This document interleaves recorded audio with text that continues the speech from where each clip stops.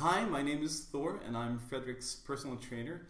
I'm going to talk to you about habit formation and how we create good habits and also how we can get rid of bad habits. So within the last decade, our understanding of habit formation has increased a lot. And today, most scientists agree that there's a three-step process in creating habits. And all habits revolve around some sort of cue, a trigger, or a reminder, something that initiates the habit. Then there's a routine, the action that you do, and because it's a habit, it's often totally automated. You don't even think about doing it. And it always leads to some sort of reward. So you benefit from doing this some way or the other. So an example would be your phone rings, which is a cue, a reminder, and your routine, of course, is to pick it up. And the reward is you find out who's calling and what they want. And this is basically how all habits work. And understanding this is beneficial. If you want to get rid of a bad habit, then you're not going to be able to change the reminder. If you have a habit of snacking, then it's difficult to get rid of being hungry or feeling a loss of energy in the afternoon. But if you look at what the routine is, then you can change something. So instead of eating chocolate or candy in the afternoon, maybe you can have some fruit instead, and you'll probably get the same reward, that you get a bit of energy and you don't feel as tired and as hungry.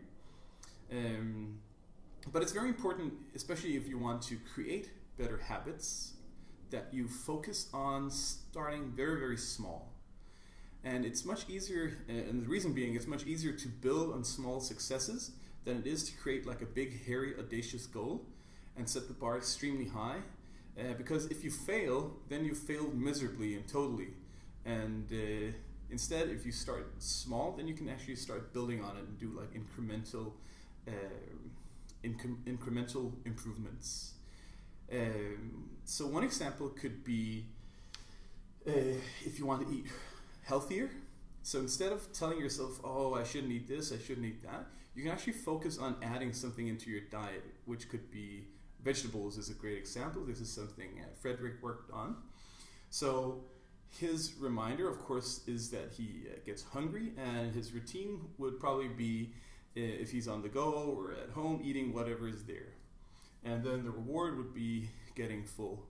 So if you want to change that and alter that habit and get into the habit of eating more vegetables, you have to have some sort of reminder, and the reminder is going to be there anyways. You're going to get hungry eventually. But the routine you can change, and very easily. You can change by preparing vegetables in advance or having fruit or whatever you want to focus on eating more of, having it readily available.